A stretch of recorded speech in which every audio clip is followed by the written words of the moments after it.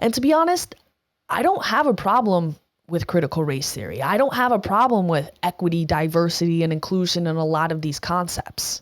What I have a problem with is when they are being used as the singular lens through which our education is being viewed, shaped, and delivered to our students. Hello and welcome to Teaching Liberty. My name is Stephanie Edmonds, and in this video, we're going to be reviewing a guide published by Connecticut State Department of Education called K-12 Universal Curricula Design Principles, a handbook for evaluation, renewal, and development of district curricula. While the title may sound innocuous enough, a peek inside will show that this is forwarding the agenda of equity from the highest levels of Connecticut's state government. Before we dive into that though, make sure you've hit that like button and you're subscribed to the channel. I know my posting schedule has been a bit erratic lately. That's because I've been working super hard on my documentary, which if you're following me on Instagram or Twitter, you'd know all about. I'm doing it with a nonprofit called Restore Childhood, so you can check them out on YouTube at Restore Childhood, as well as on Instagram and Twitter. All that is linked in the description down below. We're going to be dropping our trailer super soon. You're not going to want to miss that. So go check out what I've been working on over there. But also make sure you've hit that subscribe button here because I'm back and I'm going to be posting twice a week, one video just like this on a singular topic or idea, really taking a deep dive into it. In addition, I will also be doing a live show where I cover a number of news items from the week and hopefully have a really cool rotating guests on there as well. So let me know in the comments down below, what are some ideas you want me to cover? What are some news items you want me to cover? And who are some people that you would like to see as guests on my live show? Now, before we dive into the handbook from the Connecticut State Department of Education, I want to review what the word equality and equity mean. Because while they sound very similar, they are actually diametrically opposed concepts. Equality is the founding principle that has set this country apart from virtually every other. It is the idea that every person is seen the same under the law and has equal opportunities. Now, what they do with that opportunity is going to vary from person to person because we all have different desires, different goals, different interests, and that's okay. That is what has made this country one of the most desirable destinations for immigrants to come and increase their opportunities and standards of living in the history of the world. Now, let's consider the term of equity, and I'm going to use the definition and description provided by resilienteducator.com. Equity, on the other hand, is about ensuring that everyone receives what they need to be successful, even if that varies across racial or socioeconomic lines. In short, equality is not enough to combat hundreds of years of oppression, poverty, and disproportionality. While the world in which we live distributes talent equally, it does not distribute opportunity. In other words, equality, the concept which has brought more people freedom and economic opportunity across the world than any other idea in the history of man, that's not enough. We have to use our enlightened sensibilities in order to redistribute resources to ensure that things are actually equal. Because we all know that humans are so good at judging what is good for other people and how to achieve the best outcomes.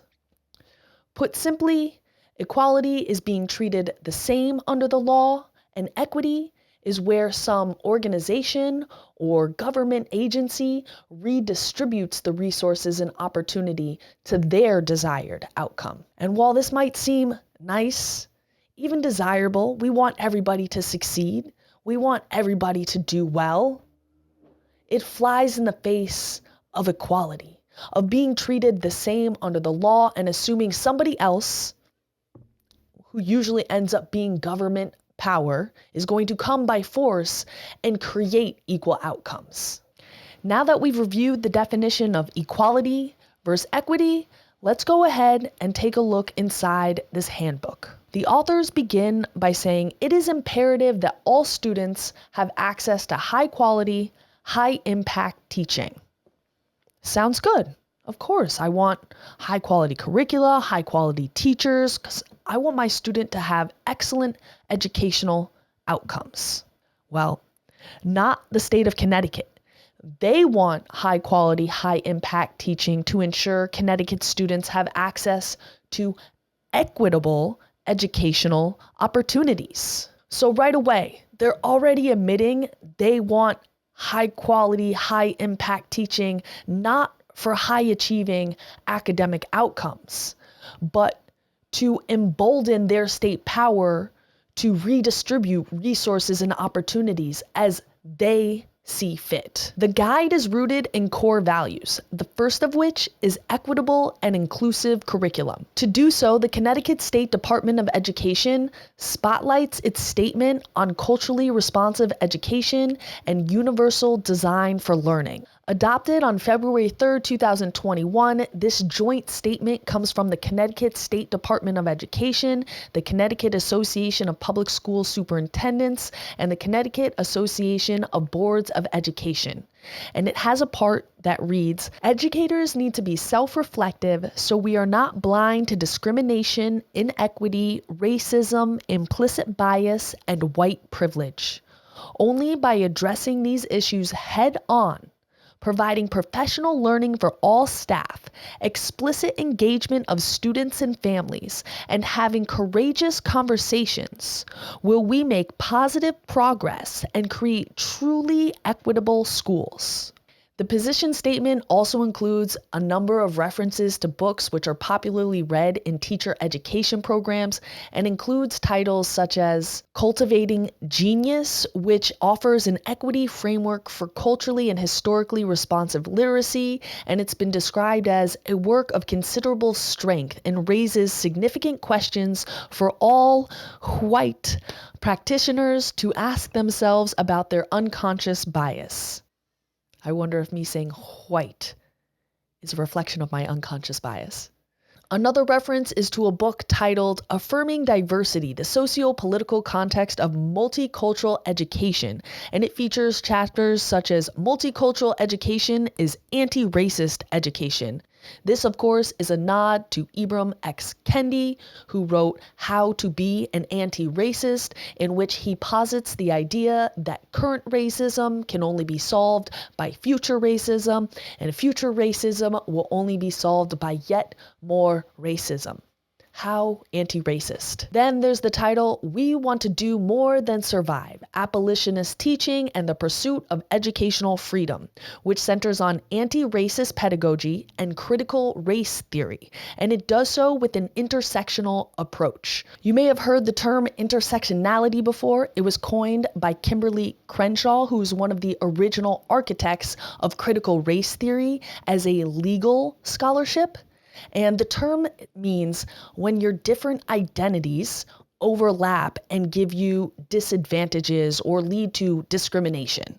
So in the case of Kimberly Crenshaw, she was both Black and a woman, and she would talk about the way that those two overlapping identities work together to create multiple layers of disadvantages. The next core value is opportunity for mastery, which, just like the terms equitable and inclusive, if you don't fully understand the operational definition, you might think that sounds like a good thing.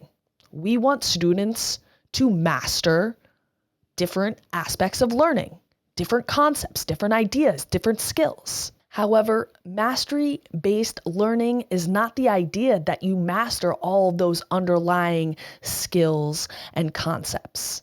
Instead, mastery-based learning is the idea that regardless if a student is prepared or has the underlying content, knowledge, and skills, they should be learning on grade level or exposed to on grade level material. Mastery-based learning is the idea that students have access to multiple and flexible pathways for learning. They go on to describe it as creating powerful learning experiences for every student, regardless of his or her past learning history, and allows students to demonstrate mastery through a body of evidence. That's right, you can master something without having mastered the concepts which underlie it.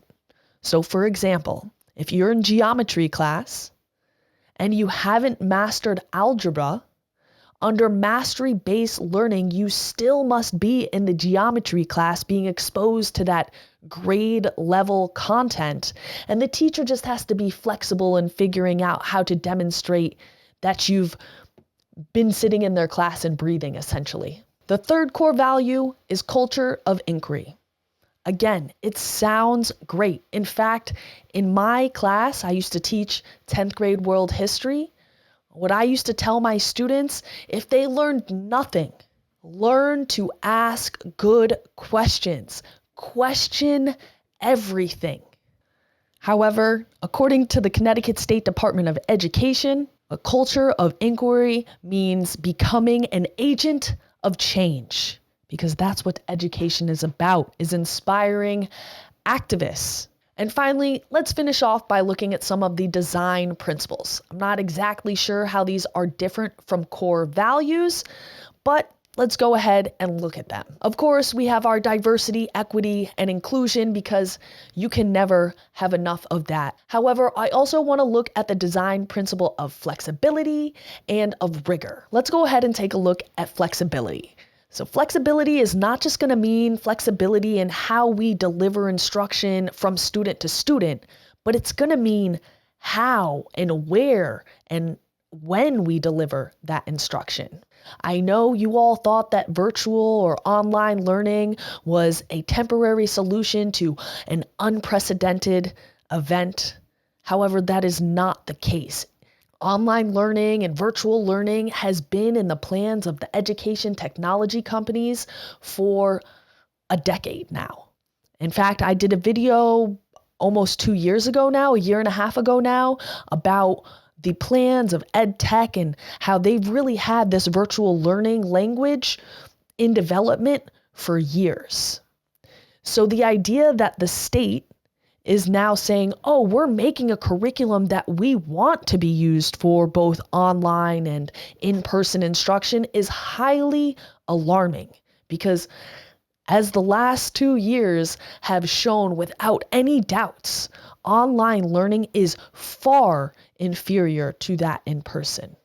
And then there's the design principle rigor, which they define as communicates high expectations and supports learning for historically marginalized students and provides high quality, high impact learning opportunities in all learning models. So again, what are these different learning models? Oh, we're talking about if it's online or at home learning, asynchronous or synchronous learning. Again, these virtual learning, online learning terms that maybe you thought they were a thing in the past. No, the state wants them to be part of education of the future, even though they failed miserably.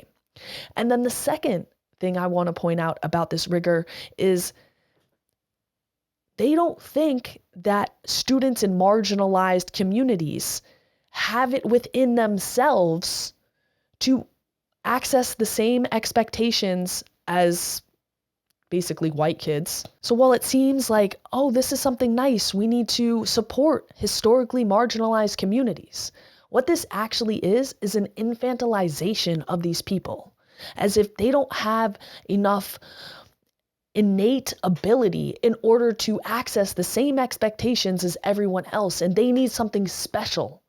They need something extra in order to do that. And I don't believe that's the case. I believe that people of all different backgrounds, colors, race, religions, creeds, what have you, all inherently have within them the same ability to understand and meet the same expectations. And they don't need to have them changed or moderated based on those characteristics. So perhaps there is no critical race theory in the classroom. However, it is undeniable that those ideas are being used to shape and mold the curricula that is going into the classrooms. And to be honest, I don't have a problem with critical race theory. I don't have a problem with equity, diversity, and inclusion in a lot of these concepts. What I have a problem with is when they are being used as the singular lens through which our education is being viewed, shaped, and delivered to our students. Education is not meant to shape our children into agents of change. Education is meant to give our students a base of knowledge that has been proven through techniques that have been proven through the test of time, not to come in and say, oh, we have these new ideas and we're going to test them out on our kids so they can go out and make the world a better place. No, kids are supposed to take the ideas that are proven through time, and hopefully they will go on to make the world a better place in their own way. However, what I find even more appalling is the use of these terms in bad faith. Now, it would be one thing if we're having a conversation and someone uses the term agent of change and we're having that conversation in good faith. I understand what they mean and they want the best for our children, which I genuinely think most people do. However, this is not that. First of all, this is a document that's put out by the state. This is about forwarding the agenda of the ed tech companies. Now, admittingly, I have focused much more on the language of equity, diversity, inclusion, and why using this as our singular lens for informing our approach to education is a terrible idea. While we're focused on this conversation and trying to have it in good faith, trying to parse through these ideas and say, there is some value here and it shouldn't be everything that we do. However, they want to distract us with that conversation so that they can slip in this ed tech agenda.